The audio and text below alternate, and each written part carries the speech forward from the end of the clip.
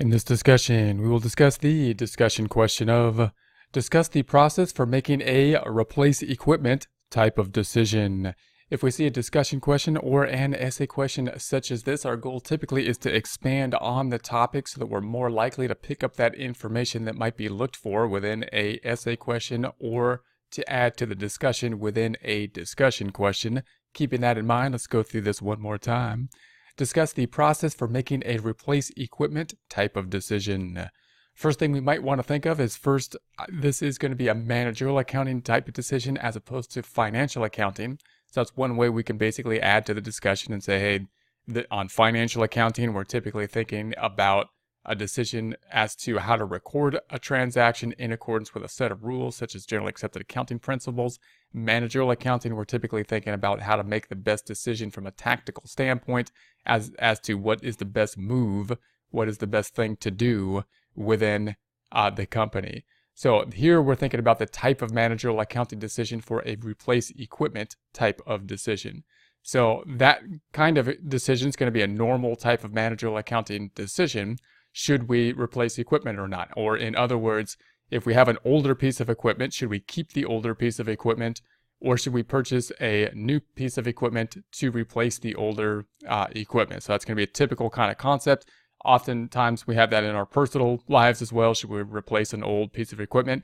We're typically thinking about larger equipment, property planting equipment, depreciable types of equipment within this decision-making process. Now, the key point here, as normal, as usual, with these types of questions, is we want to consider the relevant costs, the things that are going to be incremental costs, the costs that are going to be applicable within the situation. The key point for this particular type of question is often to not include costs that are going to be sunk costs. So sunk costs are going to be costs that happened in the past that we can't change, can't do anything about. And oftentimes we think that they should be considered within the current decision-making process when they shouldn't. And that's what we basically need to consider. So the cost that's on the books, in other words, the fair market, the cost of the old equipment that we purchased, the book value of the old equipment, the depreciation on the old equipment are not things except for taxes, eliminating tax purposes. Those are things that we shouldn't be considering because they're sunk. As of this point going forward, they're not things that we should be considering. At this point forward, the relevant costs that we have is going to be the cost of the new equipment. So that's going to be a relevant cost, and we need to compare that to the benefits that we're going to have. The benefits typically will be, can we sell the old equipment for something? If we can, then anything that we get on the sale of the old equipment is going to be a cash flow that we can include. And there's also going to be the benefit in efficiency. So whatever the new equipment is going to be able to produce over and above in terms of savings in efficiency because it's better equipment, we should include those as well as any kind of costs related to the relative maintenance costs of the equipment. We could include those. Those are going to be the relevant costs going forward. So again, those seem kind of obvious, but notice what's not included, which isn't as obvious, is the book value of the old equipment that's on the books. We're going to have to take it off the books. You would think we'd have to do something from a financial accounting standpoint from it. But from a managerial accounting standpoint, it's not relevant because it's sunk. It's something in the past.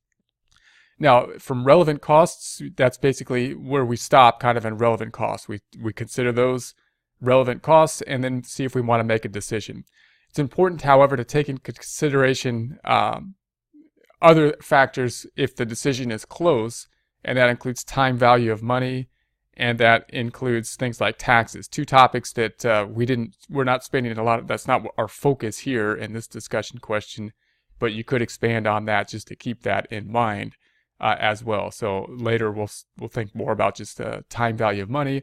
So things like if we had the cost or the benefit for multiple years in the future, we'd have to basically present value the time value of money for those costs that would be in the future. Also, tax calculations. So what's going to be the tax benefit of us purchasing the new equipment? And then the depreciation is it going to be something deductible for taxes? So things like depreciation although it's a sunk cost for the old equipment, could have an effect on the taxes now and going forward, and therefore that would be relevant. The tax effect of depreciation would be relevant, and any kind of special depreciation or whatnot on the purchase of the new equipment would be relevant for the decision-making process. So oftentimes we'll think about these relevant costs, see if it's close, or that'll give us a ballpark figure.